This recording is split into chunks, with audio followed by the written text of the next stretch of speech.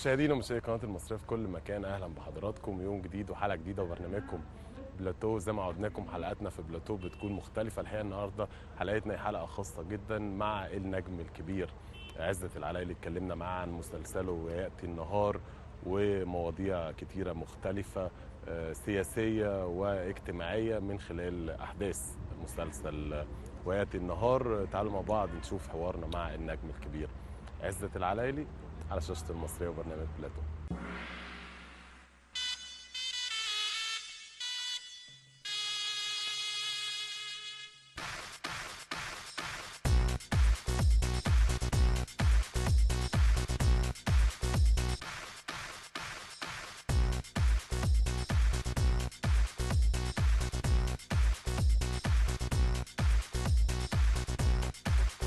استنوني على الفضائية المصرية بلاتو على شاشة المصرية في برنامج بلاتو على المصرية. في برنامج بلاتو.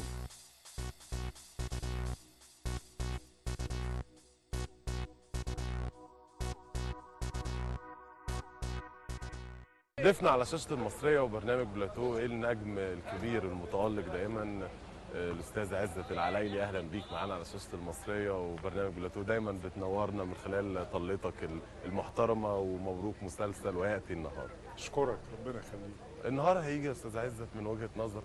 مفيش شك، مفيش نهار بيطلع الا بعد ليل مظلم. ليل احيانا بيبقى ملبد بغيوم، احيانا بيبقى الولاده عسيره، احيانا طالما ان المطلب هو اسعاد الناس والعيش في راحه وفي اطمئنان. ودي عمليات مش سهله ابدا ابدا، يعني طبعا خصوصا لما تغير من مجتمع الى مجتمع، من طريقه حكم الى طريقه اخرى، من طريقه كانت لها ما لها وما عليها الى طريقه اخرى، يعني وهذا لا ياتي الا بتغيير، وبالمعنى الاصح لا ياتي الا بصبر. أخباره ويأتي النهار مع النجم عزت العلايلي، شايف ويأتي النهار من وجهة نظرك عامل إيه معاك؟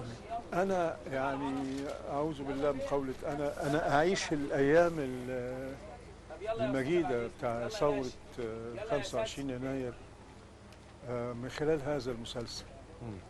والحقيقة طول ما أنا بصور وكأنني يعني أحيا الساعات والأيام واللحظات العصيبة جدا، واللحظات الغنية جدا، اللحظات المفرحة جدا، واللحظات التي تحمل تفاؤل وأمل. كل هذا الحقيقة موجود في الحلقات على اختلاف الشخصيات واختلاف الأحداث والى آخره بتاع. يعني احنا بنحكي الأيام حتى يأتي النهار اللي هو 25 يناير 2011. فبتشوف المجتمع المصري شكله ايه، بالابس اند داون، بالفقراء، بالموازين، بالطبقه الوسطى، بالطبقه الغنيه، بالطبقه الرجعيه، بالطبقه التقدميه، بالطبقه بالشباب، بالامال، بالطموح. هل كل هذا سيتحقق؟ وايه المطلوب من هؤلاء وهذا المجتمع بالذات عشان تتحقق امال هذه الثوره وامال هؤلاء الثوار وامال المجتمع كمان، مش الثوار بس. فالمجتمع حينما يتغير يصحب معاه اشياء كثيره جدا تتغير، وتاتي امال جديده، وتاتي بناءات جديده، وتاتي احلام جديده تتحقق. انما كل ده ما اعتقدش انه بسهوله، ما اعتقدش ان الامور يعني بتمشي كده، لا، لابد للشاهد من ابر النحل زي ما بيقولوا. يعني لازم الحياه محتاجه تعب، محتاجه ضمان، في نفس الوقت محتاجه فكر، يعني مش بس، ومحتاجه اتحاد. بالظبط، بقدر طبعا.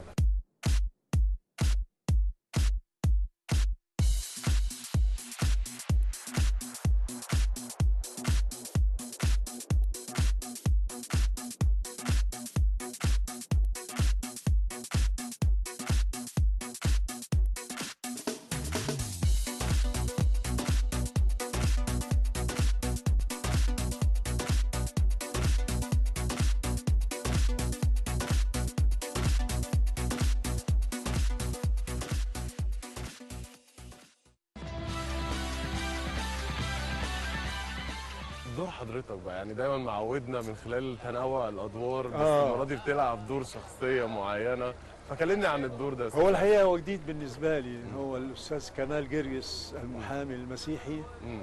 اللي يشترك مع اخواته المسلمين مم. في الميدان، اه. وهو يعني لاقى صنوف التعذيب من السلطه في هذا الوقت، خاصه مع اسرته، والاضطهاد اللي كان موجود في اوقات كثيره جدا، وفي نفس الوقت العائله وهي تفكر بالرحيل عن مصر، وخاصه انه انها ليها ابنه، ليه ابنه بتشتغل في مونريال في كندا. فهناك تنازع رهيب جدا جدا بين ان يبقى وبين صراعه هو الشخصي مع السلطه، ومع تواجد ابنه موجود بيتعلم في الجامعه، والصراعات الاجتماعيه اللي موجوده اللي بيلاقيها كل يوم وكل ساعه، خاصه لما يفضل مثلا واحد مسلم على ابنه المسيحي انه يتعين استاذ في الجامعه، ويعني جميع المتناقضات اللي كانت موجوده في وقت من الاوقات. الحقيقه المسلسل بيعرضها بمنتهى الامانه، مش ده بس، يعني هو بيعرض للمجتمع كمجتمع ككل في هذه الاوقات اللي مرت بها ثوره مصر، ثوره 25 يناير، بكل انتماءاتها، بالوضع ايد المسيحي في الايد المسلم، حلم الاثنين، نضال الاثنين في الميدان، احلامهم، بيعتقلوا مع بعض، بيفرحوا مع بعض، بيتجوزوا، كل واحد بيحضر لجواز الاخر ويسعد للفرح العائلي، وده بيفرح العائلي المسلم وده بيفرح العائلي المسيحي، وبتشوف التضامن والاخوه والحلاوه والكفاح بين المسلم وبين المسيحي. بتشوف مجتمع نفسنا يبقى هو ده المجتمع المصري اللي نحط ايدنا في ايد بعض ونبني مجتمعنا اللي احنا فيه اشد الاحتياج، لاننا احنا جاء علينا وقت خسرنا كتير قوي، خسرنا كتير، فعايزين نعوض ده بقى. أيوة. يعني عايزين نعوض، عايزين بقى نحكم العقل بقى ونبص لبكره، صح، ونبص لاولادنا، صح، ونبص لاحفادنا، نشوف احنا عايزينهم يبقوا ايه، وفوق كده عايزين مصر تبقى ايه. مصر مش مصر بس لوحدها، مصر بالنسبه للعالم، العالم العربي، ومصر بالنسبه للعالم الخارجي، علاقات مصر، افريقيا، حاجات كتيره الحقيقه. يعني انا يمكن خرجت شويه عن النص معاك، انما ده اللي انا بحلم بيه، وبحلم بالثوره الحقيقيه اللي بيها الكيان المصري، الانسان المصري باستراتيجيته المعهوده، بذكائه، بطموحه، بحلمه، بكل ما يحلم به الانسان المصري. وانا انا واثق ومتاكد ان بكره هيبقى احسن من النهارده كتير جدا. We are now in Brooklyn.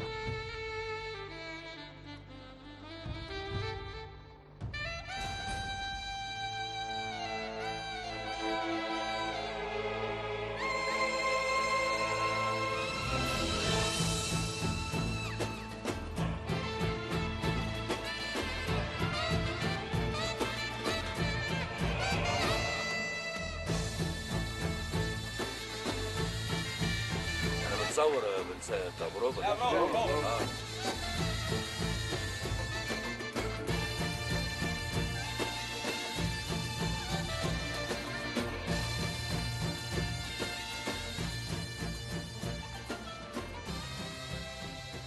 يمكن يعني احنا موجودين مع حضراتكم النهارده ومع حضرتك في لوكيشن تصوير، شايفين مينا رفح الجوي وشايفين بوليس وشايفين يعني واضح ان زي نوع من انواع المظاهرات. شرفونا، ربنا يخليك. شرفنا.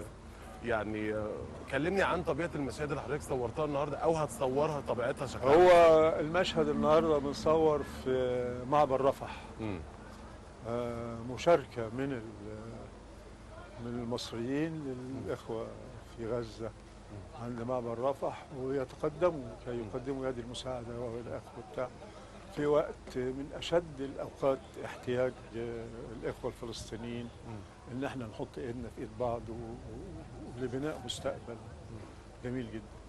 فيعني مدى التعاون بين صورة من صور التعاون حتى في خلال الثورة، أنهم بيصلوا إلى معبر رفح ويقدموا كل المساعدة للإخوة الفلسطينيين في هذا الوقت بالذات، وإحساس الإخوة الفلسطينيين بالثورة المصرية كذلك يعني ما في جدال أنه له صدى في مصر. اهلا بحضراتكم يوم جديد وبرنامجكم بلاتو، وزي ما عودناكم حلقات في بلاتو بتكون مختلفه. كلام معروف. هو تحرق الفلفل. استنوني استنوني في بلاتو على قناة مصرية فضائية. استنوني على المصرية، برنامج بلاتو على قناة المصرية. انتظروني على الفضائية. استنوني في بلاتو على المصرية. على المصرية واحنا كلنا بنحبه.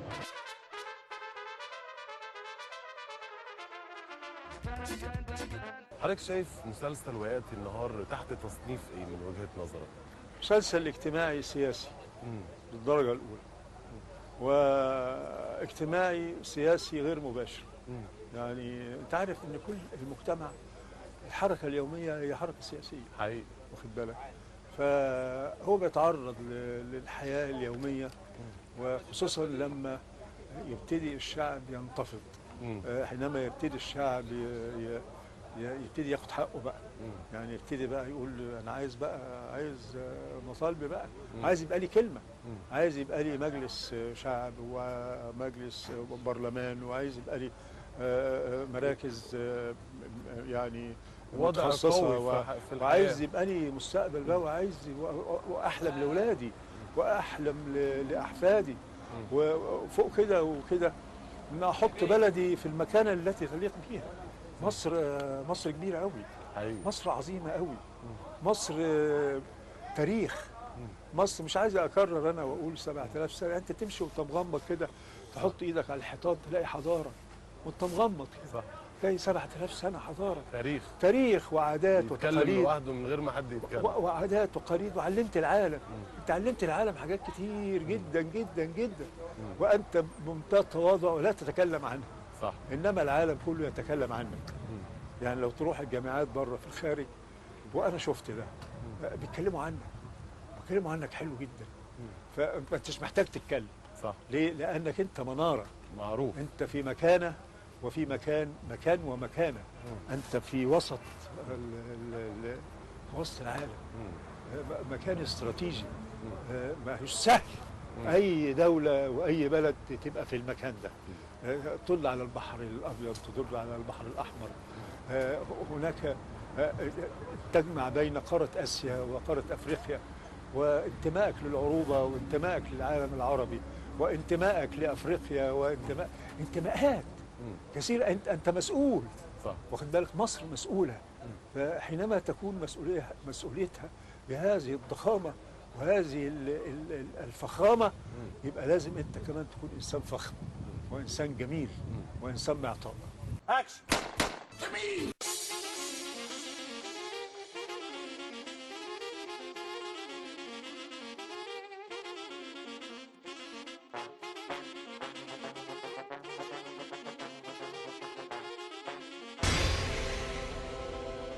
هنروح على فين يا شيخ حسن؟ الظاهر ان قدرنا واحد.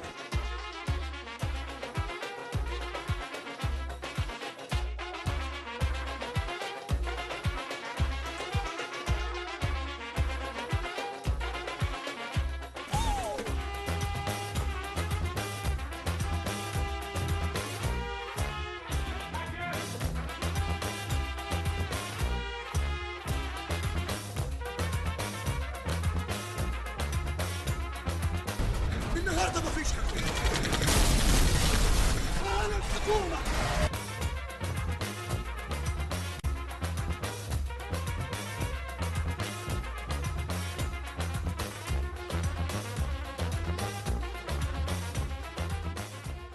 يعني طبعا انا موافق حضرتك في كل الكلام المحترم ده، ويعني في ظل الظروف يعني الحريه اللي احنا بنشوفها يعني او شفناها وهنشوفها باذن الله، في عرض الموضوعات، يعني يمكن الفترة اللي فاتت كان في حرية انك عملت افلام مثلا زي زازا رئيس جمهورية، وقبل كده وحين ميسرة وهي فوضى وكل يعني الاشكال المختلفة. لا انا ما عملتش حين ميسرة. لا مش على حضرتك، انا بتكلم عامة بالنسبة للفن يعني. اي نعم.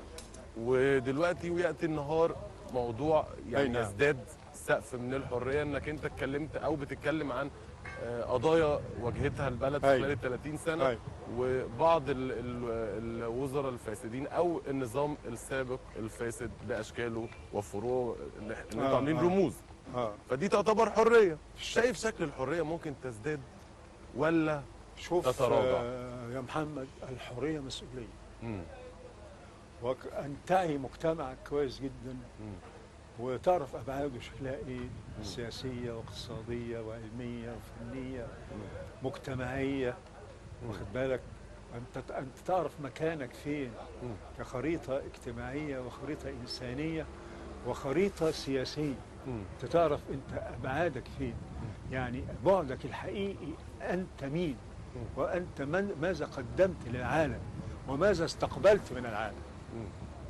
هل أنت في وقت أنت مدعو أن تقدم ومدعو أن تستوعب، أنت مدعو الاثنين، أن تعطي وأن تأخذ. حينما تعطي أعطي بتواضع، وحينما تستقبل المعلومة وتستقبل الجديد تستقبله برضه بتواضع وتستقبله. هل من مزيد؟ لابد أن نطلع ولادنا وأطفالنا على أنهم لازم يكون عندهم طموح، لازم يكون عندهم طموح علمي وطموح فني، طموح أدبي، لأن الدول لا تبنى إلا بهذا وبالعلم. ودايما أنا أقول إن دايما معروف أن حضارة أي بلد هي 4 عناصر، زي ما قال ويل ديورانت: الموارد الاقتصادية والنظم السياسية والتقاليد الاجتماعية والخلقية زائد الفنون والآداب. لا يمكن بلد تبنى بدون هذه ال4 عناصر: الموارد الاقتصادية والنظام السياسي والتقاليد الاجتماعية والخلقية زائد الفنون والآداب. أظن دي مسألة سهلة جدا كونك تقراها كده، إنما لازم تعمل عليها بقى. إزاي تنمي مواردك الاقتصادية، إزاي تحسن نظامك السياسي والاقتصادي، إزاي تنمي تقاليدك الاجتماعية والخلقية وتحافظ عليها وتتمسك بيها، وإزاي تنمي فنونك وآدابك، وإزاي نغير سلوكياتنا للأحسن. هو الفنون والآداب هي اللي تغير. صح. والتقاليد الاجتماعية، احنا نملك تقاليد اجتماعية وخلقية عظيمة مشرفة ما بعدها تقاليد. صح أستاذ. واخد بالك؟ احنا الحمد لله في حفاظ على هذه التقاليد. الحمد لله تاريخنا الفني والأدبي معروف في العالم والفلسفي. طبعا صحيح فقدنا كتير جدا، انما هنعوض ده كله ان شاء الله بإذن الله. ان شاء الله.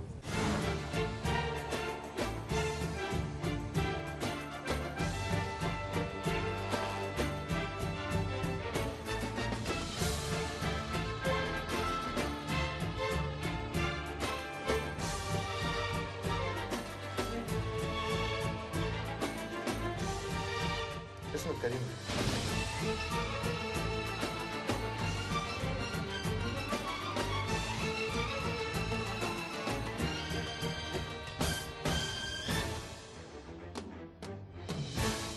انت واخد السنه من اولها على الحمل كده ليه؟ المصرية دي بيتي. يا ولد هل الفن هيتغير من وجهة نظرك؟ مفيش حاجة بتظل ثابتة على حالها، كل حاجة بتتغير. و يعني إذا ما اتغيرتش للأحسن أتمنى تتغير للأفضل والأفضل. دايما كده، دي سنة الحياة.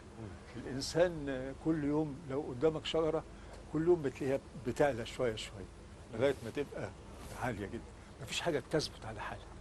الإنسان كل يوم بينمو، كل يوم حتة في دماغه بتكبر شوية، يفتح دماغه بتكبر شوية، بتوسع شوية، يستوعب. واخد بالك؟ مفيش حاجة بتفضل على حالها. قطعا سنتقدم وقطعا سنأخذ مكاننا في هذا العالم، وقطعا المصري زي ما بيقولوا لا يغلبه غلاب، يعني شاطر بيفكر كويس وذكي وخلاق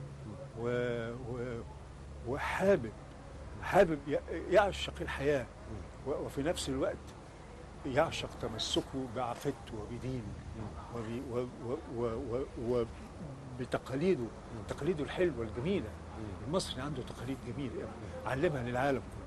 الفن شايف بكره ازاي، وبكره شايف الفن ازاي؟ أنا دايما متفائل يا محمد. يعني ما بحبش الضلمة وما بحبش ودي احسن حاجه التفاؤل. ما بحبش يا سلم. ما بحبش كده. ما بحبش. لا لا لا. عندك ثقه. ونعم بالله. ونعم بالله. ونعم بالله. ثقه في الله. والا مصر ما كانتش اتبنت كده. لا لا، مصر النهارده يعني بيقولوا 92 مليون. يا خبر ابيض، احنا كنا عايشين واحنا 12 مليون، وبعدين 20 مليون، وبعدين 25، وبعدين 30، وبعدين بقينا 92. الحمد لله. عندنا جامعات، عندنا معاهد، عندنا دولة، عندنا تقاليد اجتماعية وخلقية، عندنا فنون وآداب، عندنا تاريخ عريض جدا بقاله 7000 سنة. عندنا زي ما قلت لك تمشي على الحيطان كده تلاقي حضارة. لا، عندنا كتير. احنا أغنياء جدا يا محمد، جدا جدا جدا. بس نحافظ على الغنى ده وننميه، ولادنا ينموه بقى، يبقوا يعني يحافظوا على هذا الإرث العظيم، ما يسيبوهوش، ينموه ويحبوه ويحبوا بلدهم ويرفعوا علمهم ويقولوا احنا بلدنا احسن بلد.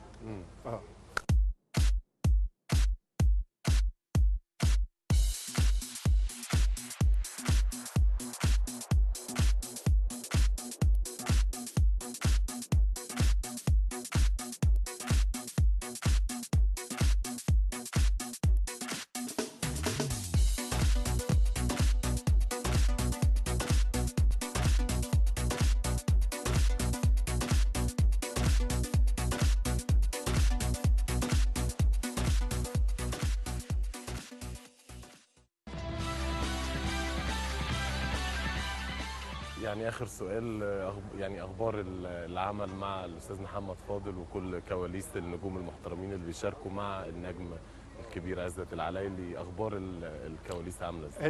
الكاست هنا طبعا في المدام فردوس عبد الحميد، في الدكتور عزت ابو عوف، في تيخه الجميل ده التختخ ده الجميل، في الاستاذ عبد الرحمن ابو زهره، في علاء مرسي، في فكرني بقى انا، في من الشباب كتير بقى، الشباب في عمرو محمود ياسين، في مين يا ربي كمان، يا رب ما انسى حد، افتكر بقى كل الناس، يعني مجموعه كبير. محمد فاضل احنا زي ما تقول رفقاء سلاح، يعني من زمان قوي احنا مع بعض، يعني من سنتين ثلاثه كده مثلا يعني عملنا اعمال ناجحه كتيره جدا. وانا بحب زي ايه الحاجات اللي عملنا قال البحر، الله، عملنا الشارع الجديد، الله، عملنا يا سيدي سنوات الحب والملح، سنوات الحب والملح، وبعدين ادينا بنعمل وياتي النهار، ان شاء الله النهار هيجي قطعا حياتي، مفيش ليل ما فيهوش نهار. هو عظمه النهار انه بيجي بعد ليل، هي دي الحلاوه، من غير ضباب بقى ومن غير غلوشه ومن غير، بس بيجي نهار صافي جميل، تنزل نسمه كده حلوه، يعني هو ده ان شاء الله سياتي ان شاء الله باذن الله. ونورتنا النهارده على شاشه المصريه وبرنامج بلاتو، ودايما بتنورنا من خلال ظهورك المحترم المشرف لينا وبرنامجنا والمصر كلها باذن الله. وان شاء الله على وعد بعد ما تخلص تنورنا في الاستوديو عشان نستمتع معاك بحوار جميل من خلال كلامك المحترم والمثقف. فعلا المشاهد وهو بيتفرج هيبقى مستمتع من خلال حوارك. وبس كلمه اخيره تحب تقولها واحنا بنختم مع حضرتك، تتمنى ايه لمصر وحاجه احنا ما اتكلمناش فيها حابب انك تضيفها في الختام، يا ريت يعني تتفضل. اقول يا شعب مصر دي بلدنا ودي حبيبتنا ودي مصر، خلوا بالكم منها عشان هي تخلي بالها منها. مصر اوعوا تنسوا مصر اللي ربنا سبحانه وتعالى ذكرها في القرآن 5 مرات. مصر، ادخلوا مصر إن شاء الله، آمين.